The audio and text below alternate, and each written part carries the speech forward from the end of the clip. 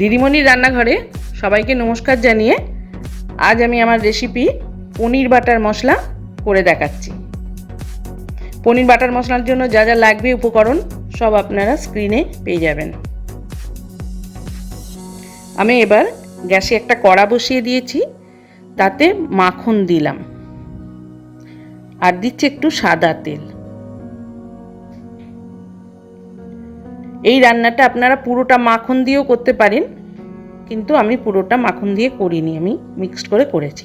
এবার তেলটা গরম হয়ে গেছে আমার, আমি ওতে রসুন বাটা দিলাম আর একটু কিউব করে কাটা পেঁয়াজ দিলাম।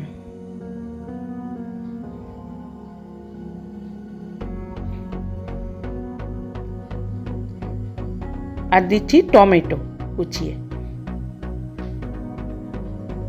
এটা আমি ভালো করে ভাজবো। একটু কাজু বাদাম কুচিয়ে দিয়ে দিলাম।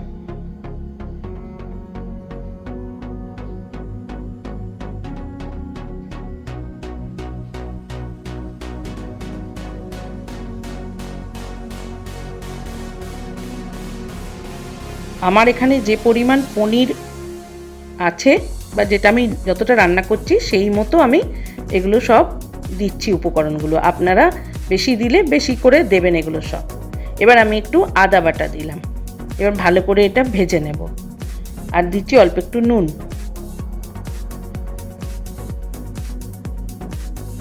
একটু লঙ্কা গুঁড়ো দিয়ে এবার ভালো করে ভাজছি।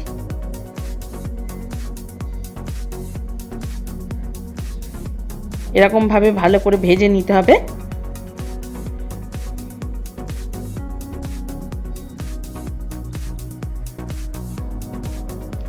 আমার হয়ে গেছে ভাজা, আমি একটা মিক্সির কন্টেনারে দিয়ে দিয়েছি। এবার আমি এটা পেস্ট করব।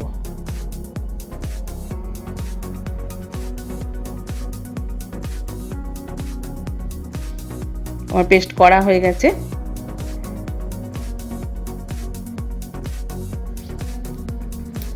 এবার ওই কড়াতেই আমি একটু বাটার দিয়ে দিলাম, আবার একটু সাদা তেল দিয়ে দিলাম।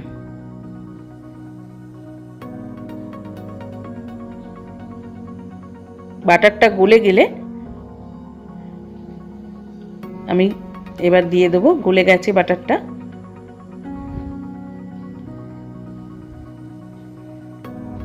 একটা তেজপাতা, একটু দারচিনি, ছোট এলাচ, লবঙ্গ আর একটা একটু শুকনো লঙ্কা দিয়ে দিলাম, আর কুচো করে কাটা পেঁয়াজ। এটা আমি এবার ভাজবো।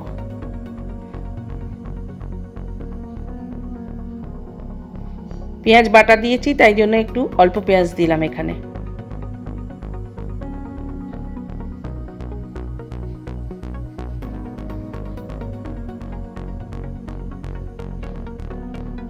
একটু পেঁয়াজটা লাল করে ভাজবো।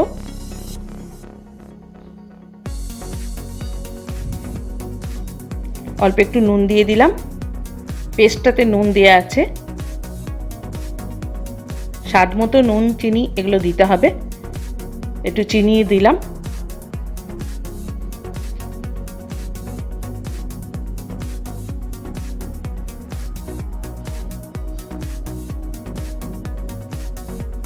পেঁয়াজটা ভাজা হয়ে গেছে আমার, আমি এতে এবার পেস্টটা দিয়ে দিচ্ছি। ভালো করে নেড়ে চেড়ে নিতে হবে।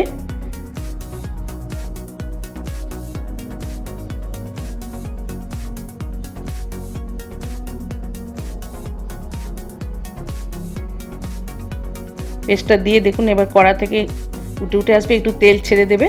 তার মধ্যেই আমি একটু কাশ্মীরি লঙ্কা গুঁড়ো দিলাম, আর দিলাম একটু জয়িত্রী গুঁড়ো। এটা খুব একটা ঝাল ঝাল হবে না, একটু মিষ্টি হবে।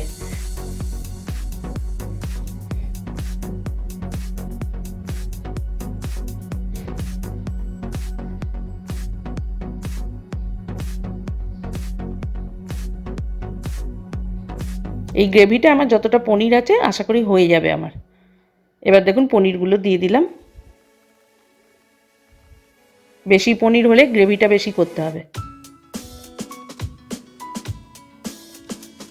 এবার ভালো করে এটা নাড়াচাড়া করে নেব। খুব সুন্দর গন্ধ বেরিয়েছে। এরপরে আরও অনেক কিছু দেয়া বাকি আছে এখন।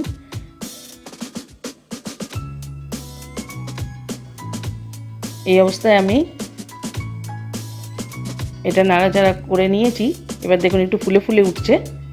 এখন আমি ওই কন্টেনারটা ধুয়ে একটু জল দিয়ে দিচ্ছি। খুবই অল্প জল ব্যবহার হবে।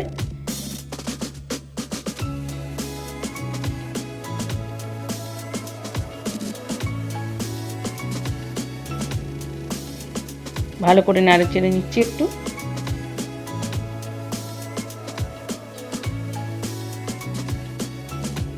আমি নুনটা একটু চেক করে নিয়েছি।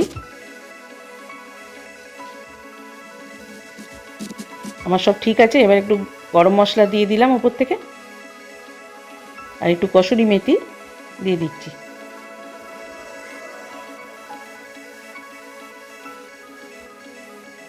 একটু বাটার দিলাম। বাটারটা দিলে একটু ভালো লাগে, ফ্লেভারটা আসে খুব সুন্দর। অল্প একটু ক্রিম দিলাম।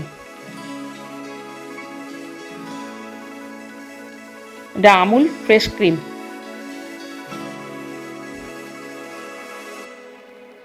ভালো করে নাড়াচাড়া করে নিচ্ছি। একটু থকথকে মতোই হবে, এটা পাতলা হবে না।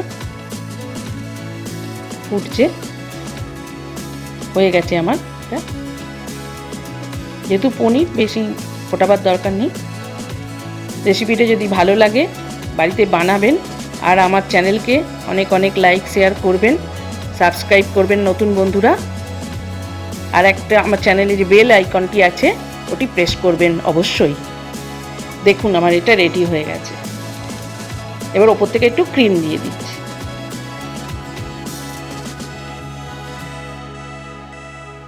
হয়ে গেল আমার রেসিপিটা।